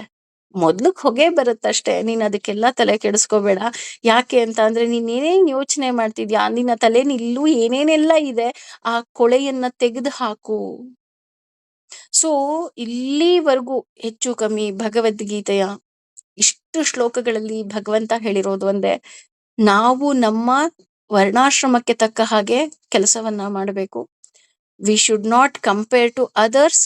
ಅಟ್ ದ ಸೇಮ್ ಟೈಮ್ ಫಲವನ್ನೂ ಸಹ ಅಪೇಕ್ಷೆ ಪಡಬಾರ್ದು. ಫಲ ಅಪೇಕ್ಷೆ ಪಡಬೇಕು. ಯಾವ ಫಲವನ್ನ? ಭಗವಂತ ನೀನೇ ಬೇಕು. ನೀನು ಮಾನವ ಜನ್ಮವನ್ನ ಕೊಟ್ಟಿದ್ದೀಯಾ, ನಾನು ನನ್ನ ಧರ್ಮವನ್ನ ಪಾಲನೆ ಮಾಡ್ತಾ ಇದ್ದೀನಿ, ಅದ್ರ ಜೊತೆ ಜ್ಞಾನವನ್ನೂ ಸಹ ನಾನು ಪಡಿತಾ ಇದ್ದೀನಿ. ಭಗವಂತ ನೀನಿದೆಯಾ, ನನಗೆ ನನ್ನ ಮನಸ್ಸಿಗೆ ಗೊತ್ತಿದೆ, ನನ್ನ ಹೃದಯಕ್ಕೆ ಗೊತ್ತಿದೆ. ಹಾಗಾಗಿ ನನ್ನನ್ನ ಧರ್ಮ ಮಾರ್ಗದಲ್ಲಿ ನಡೆಸೋ ಭಾರ ನಿನ್ನದು. ಏನಂತೀರಾ? ಇನ್ನು ಕೆಲವು ಶ್ಲೋಕಗಳಲ್ಲಿ ಭಗವಂತ ನಮ್ಮನ್ನ ಇನ್ನೂ ತುಂಬಾ ಒಳ್ಳೆಯವ್ರನ್ನಾಗಿ ಮಾಡ್ತಾನೆ ಅಂತ ನಾನು ಅನ್ಕೊಳ್ತೀನಿ.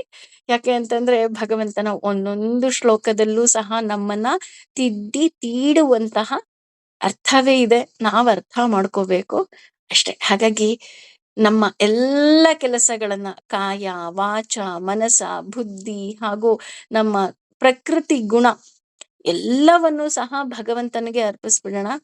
ಸರ್ವಂ ಶ್ರೀ ಕೃಷ್ಣಾರ್ಪಣಮಸ್ತು. ಸರ್ವೇ ಜನ ಸುಖಿನೋ ಭವಂತು. ಸಮಸ್ತ ಸನ್ಮಂಗಲಾನಿ ಭವಂತು. ಭಗವಂತ ನನ್ನ ಧರ್ಮಕ್ಕೆ, ನನ್ನ ವರ್ಣಾಶ್ರಮಕ್ಕೆ ನಾನೇನಾದ್ರೂ ತಪ್ಪು ಮಾಡಿದ್ರೂ ಸಹ ನನ್ನನ್ನ ಕಿವಿ ಹಿಂಡಿ ಅರ್ಜುನನ ಹಾಗೆ ಹೇಗೆ ನೀನ್ ಸರಿ ದಾರಿಗೆ ತರ್ತಾ ಇದೀಯಾ, ನನ್ನನ್ನು ಹಾಗೆ ಸರಿ ದಾರಿಗೆ ತಗೊಂಬ. ಯಾಕೆ ಅಂದ್ರೆ ನಾನ್ ರೆಡಿ ಆಗಿದ್ದೀನಪ್ಪ. I am a very good student. ನೀನ್ ಹೆಂಗೆ ನನಗೆ ಬುದ್ಧಿ ಕಲಿಸ್ತೀಯಾ, ನಾನು ಕಲಿಯೋದಿಕ್ ರೆಡಿ ಇದ್ದೀನಿ. ದಯವಿಟ್ಟು ನನಗೆ ಒಳ್ಳೆ ಮಾರ್ಗದಲ್ಲಿ ನಡೆಸೋ ಬಾರ ನಿಂದು ಅಂತ ಅವನಿಗೆ ಶರಣಾಗಣ ಅಲ್ವಾ? ಯೋಚನೆ ಮಾಡಿ. Thank you.